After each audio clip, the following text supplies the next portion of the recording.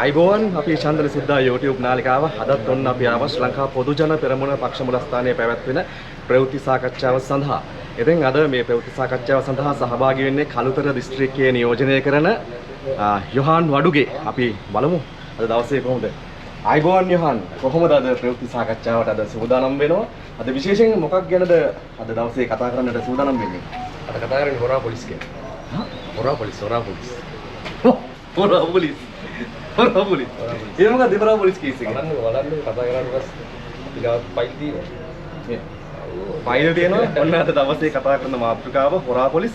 අපි එහෙමනම් යම් ප්‍රවෘත්ති සාකච්ඡාවක්.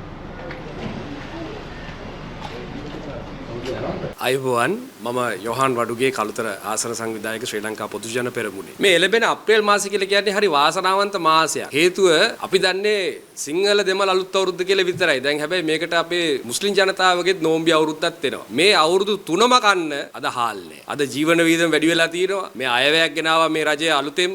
මොනවද මේ රජයේ අයවැයෙන් දුන්න සහන? මේ සහනත් අරගෙන ගමට එන්න. ගමේ මිනිස්සු බලාගෙන ඉන්නවා පුංචි ඡන්දෙදි ප්‍රතිචාර දක්වන්න. මේ ආණ්ඩුවේ මේ වැඩපිළිවෙල ඉතාමත් අපකීර්තියටපත් වෙලා තියෙනවා මේ වෙලාවේදී මහ පොළොවේදී. මේ මිනිස්සු බඩගින්නේ මියදෙන ජනතාවක් බවට පත් වෙලා තියෙනවා. අද අතේ සල්ලි තිබ්බත් ගිහිල්ලා ගන්න හාල් ටිකක් නැහැ. කැවුම් කොකිස් එහෙම ටික බැදලා අලුත් අවුරුදු ගන්න ඇඳුම් ටික අරගෙන ඉස්සර සන්තෝෂෙන් හිටියේ යුගයක් තිබුණා. ඒ මහින්ද රාජපක්ෂ යුගයේ. ඒව අවසానයි. ඉතින් නැවතත් අපි පුංචි ඡන්දෙකදී අපි බලාපොරොත්තු වෙනවා මේ රටේ සුවහසක් ජනතාව ගමේ බලය නැවතත් මහින්ද රාජපක්ෂ ජනාධිපතිතුමා ප්‍රමුඛ ඒ පොහොට්ටුවට ලබා දේවි කියලා. අද දෙමළ ඩයස්පෝරාවත් වැඩ පටන් අරගෙන. ඔන්න රණවිරු දඩේම නැවත පටන් අරගෙන. හැමෝම දන්නවනේ ඉංගලන්තේ මේ ඊයේ පෙරේද ප්‍රකාශයක් නිකුත් කර අපේ හිටපු හමුදාපතිවරු කිහිප දෙනෙකුට අවාසනාවකට එක අවස්ථාවාදී දේශපාලඥයෙක් එතුමත් හමුදාවේ හිටිය කෙනෙක් කියලා මට මතකයි. හරි කැත ප්‍රකාශයක් කර. ලැජ්ජයි ඔබතුමා ගැන. අපට කොන්දක් තියෙන නායකයෙක් අවශ්‍යයි. මට මතකයි අපේ මහින්ද රාජපක්ෂ ජනාධිපතිතුමා කියනවා යුද්ධේ පටන් ගත්තේ මම අවසන් කරෙත් මම. වරදක් తీරවා නම් දඬුවමක් කරන්න ඕන නම් මුලින්ම මට ඉදිරිපත් කරන්න කියලා. ඒක තමයි මේ රටේ තියෙන කොන්ද තියෙන නායකයා. අපි බලාගෙන ඉන්නවා. වර්තමාන ආණ්ඩුව එංගලන්ත රාජ්‍යයෙන් මේ නිකුත් කරපු ප්‍රකාශ වෙනුවෙන් කොන්දක් ඇති ප්‍රකාශයක් අත්සනකින් යුතු ලිපියකින් ඉදිරිපත් කරනකම්. එහෙම නැත්නම් ඉස්සරහට අනාගතයේදී මේ රටට යුද්ධයක් ආවොත් කිසිම කෙනෙක් යුද්ධ කරන්න යන්න කැමති වෙන්නේ නැහැ. මොකද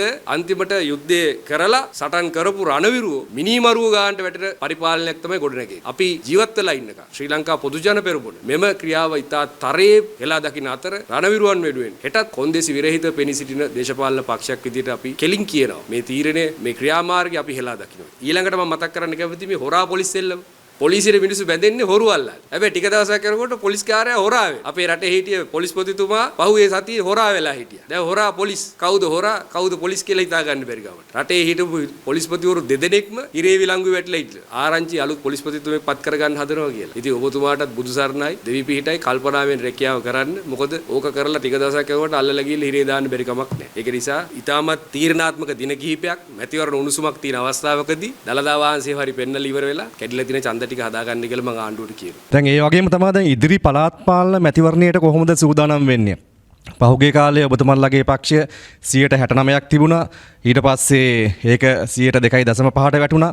එතකොට ඒකත් එක්ක දැන් පක්ෂයක් හැටියට කොහොමද නැගී සිටින්නේ? කොහොමද ඉදිරි ඡන්දයට සූදානම් වෙන්නේ? ඡන්දේ කියලා කියන්නේ මිනිසුන්ගේ කැමැත්ත.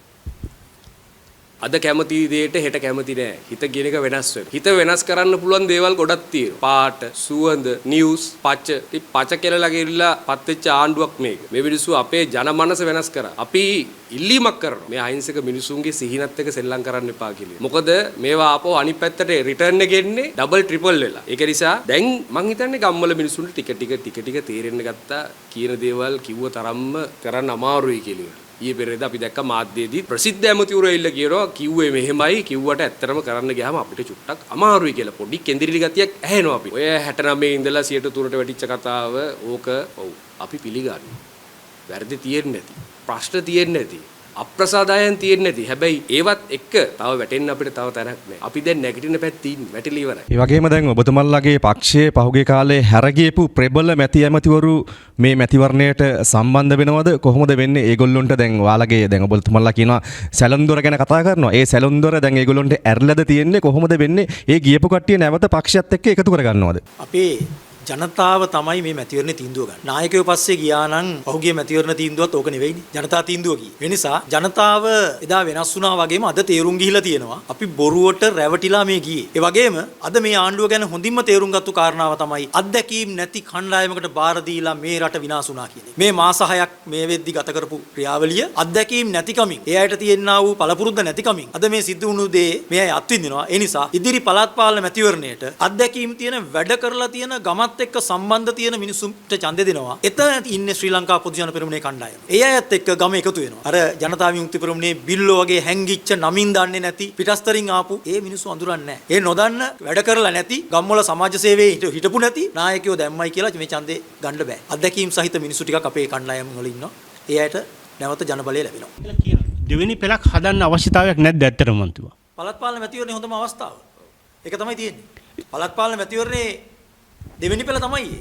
අපි අලුත්ම කණ්ඩායම් තමයි ගොඩක් තැන්වලට ඉදිරිපත් කරලා තියෙන්නේ. ඉතින් ඒ අලුත් කණ්ඩායම් වලට අත්දැකීමක් නැහැ නේද? ඇයි ඒ අය පහුගිය අවුරුදු 20 පුරාවටම අපිත් එක්ක දේශපාලනය කරපු අය. දේශපාලනේ නියැලී හිටිය මිනිස්සු. මේ අයට හොඳට කලපුරුද්ද සහ දැනපුරුද්ද සහ පළපුරුද්ද තියෙන අය. ඒ අය අපිත් එක්කම මේ දේශපාලන ප්‍රවාහයේ හිටිය. හැබැයි මෙහෙමයි. මහගහ මැරෙන්න ඕනෙලු පොඩි ගස් පැලවෙන්නේ. ඉතින් සමහරක් තැන්වල සමහරක් ආසනවල විශේෂයෙන්ම දැන් උදාහරණයක් විදිහට කළුතර ආසනය කියලා ගත්තාම අපෙත් හිටිය ලොකු ගස්. ඒ ගස් කැපිලා, ගස් වැටිලා, ගස් ගැලවිලා ගියාට පස්සේ තමයි අපි වගේ මේ පොඩි පැලවලට අවස්ථාව හම්බුනේ. ඉතින් අපිත් ඉස්සරහට අපේ තීන පැල ටික හදාගෙන මේ අස්වැන්න හොඳට සරු කරගන්නවා. වර්තමාන රජයේ අත්දැකීමක් නැහැ කියන්න බෑනේ. ඒගොල්ලෝ දැන් අවුරුදු 20ක් 30ක ඉඳලා දේශපාලනේ නියැලෙන කට්ටිය.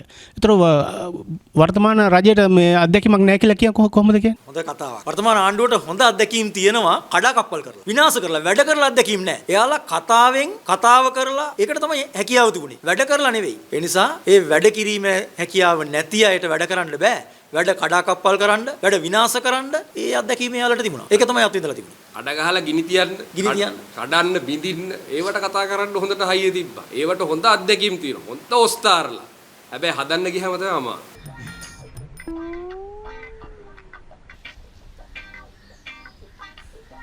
යන්නනේ